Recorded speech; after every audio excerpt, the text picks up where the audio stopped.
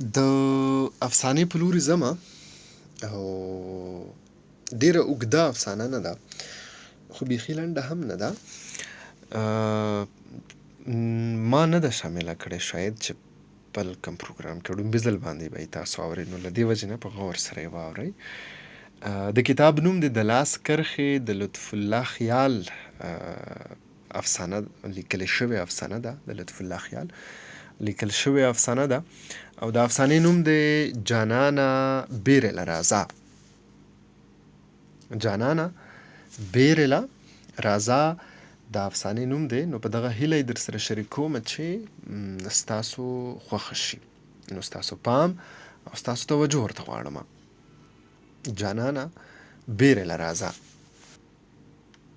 د هغې واده کې پوره یوه میاشت پاتې وه. هغه د بر کلي د محبوب خان زویله ورکړې وه. د واده تیاری شروع وې. خپلوانو ورله ډوډۍ شروع کړې وې. همدغسې یو ورځ د هغې مشر ماما ډوډۍ له بوتلې وه.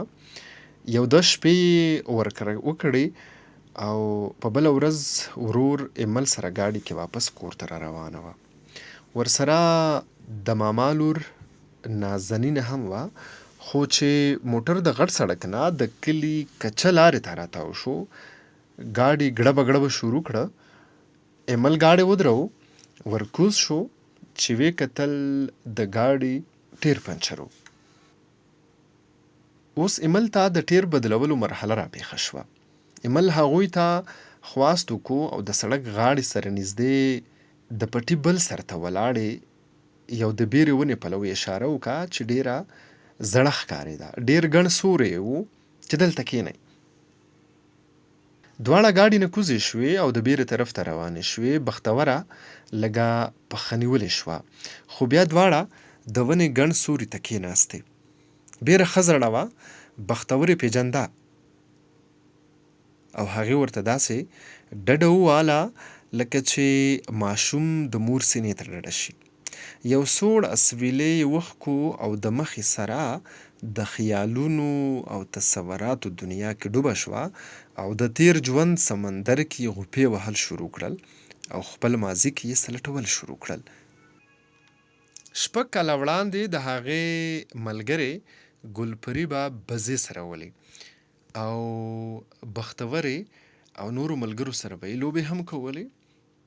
ګلپري به هره ورځ د کچې خان کلا ته چې راورسېده، بختوره به یې ځان سره کا او دواړه به په لوبو روانې شوې او قلا ته نږدې ډاک ته به ورسېدې.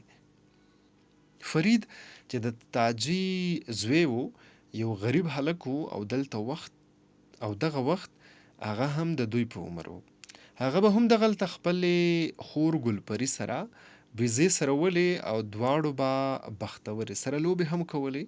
فریدي به خپلې بزې په ځای پرېښودې او د جینکو له به یې د کلي هټۍ نه د خوراک څیزونه را رسول. بختورې به چې ورته صرف وکتل نو لکه د یو مري به ورته لاس په نامه ولاړ و. هلک و خو بیا هم هغې نه مرغوبه و. داسې ښکارېده لکه چې هغې پسې جادو کړی وي. څه د خانۍ روب، څه د ښکلا سر سندرنیوالۍ مینه. ګلپري به چې چېرته اخوا دېخوا تلې وه، نو فرید او بختوره به یوازې شو. دواړو ته به د یو 2 خبرو موکه په لاس ورغله او دواړو به هم دا غوښته. وخت هم داسې تېرېدو، د دواړو عمر هم د ځوانۍ حد ته روان و او د دواړو د انډیوالۍ اول د ملګرتیا په صورت کې وه، بیا د دوستۍ او بیا یې د مینې شکل اختیار کو او هر څیز کې ورته سپرلی ښکاره شو. هر څیز ورته ځوان ښایسته ښکارېدو. دواړو وعدې وکړې، قسمونه سوګندونه یې وخوړل، د مستقبل نقشې یې سازې کړې. د یو بل نه د نه جدا کېدو قسمونه یې وخوړل، یو بل له یې لاس ورکو. د ملاقاتونو انداز یې هم ځوان شو، د خبرو انداز یې هم بدل شو او دا په خلکو بد ولګېده. او بیا کچي خان ته چا تر غوږ وکړه چې فریدې دغې جینکو کې لوبې کوي. لوی هلک دی. خان په دې قهر واخیستو چې یو ګوارچي دی د خانانو بچو سره لوبې کوي. هغه تاجر راوغوښتو او هغه ته یې حکم واورولو فريدې په دغه طرف بند شو، خو د هغه خیالونه آزاد وو او خیالونه او تصورات خو بندیزونه هډومني نه. کچي خان د لور د زړه نه د ګوارچي یادونه او مینه ونویستې شوه. دواړو پټ پټ ملاقاتونه شروع کړل او د کلي نه بهر د شهید بابا سره نږدې هم د دې بیرې لاندې به ډېر ساعت ناست وو. یو بل ته به یې کتل او د مینې خبرې به یې کولې، قسمونه، وعدې او د مستقبل ارادې او د ارمانونو اظهار به یې کولو. او بیا یو ورځ بختوره د ګلپري په وینا همدغې بیرې لاندې د فرید په انتظار کې ناسته وه. هغه راغی، خو چې هغه د ونو بڼ نه څنګه راښکاره شو، د بختورې زړه د خوشحالۍ نه په ټوپونو شو، لکه چې په خزان ناګهانه سپرلی راشي. همدې سره سمدستي د دغې بڼ نه 5-6 کسان سره د وسلې په هیبت راووتل او فریدې یې کلک ونیو. سیند طرف ته یې بوتلو. بختوره هک حیرانه وه، څه یې نشو ویلی، چپ وه او چوپ پاتې شوه. هغه هم په منډه ساه نیولې کور ته راغله او بیا د فرید هډو څه پته ونه لګېده چې څه شو، چېرته لاړو.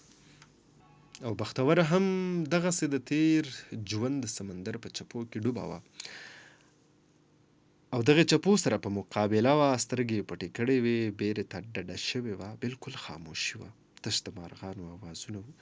د شپونکي د شپېلۍ اواز لرې نه راتلو او لږ ساعت پس ایمل نازنینې ته اواز وکړو چې بختورې ته ووایه راځه. خو بختورې د نازنینې په اواز حرکت ونه کړو، خاموشه ناسته وه. نازنین ایمل ته وویل هغه خو ناسته ده لکه چې وده وي، هډو غږ نه کوي. ایمل نه یې خور له راغی، هغه یې وخوځوله، هغه په یو اړخ پرېوته. هغې ښه په ارام او سکون سره د بیرې ونې ته ډډه وهلې، خپل جانان له ځان رسولی و.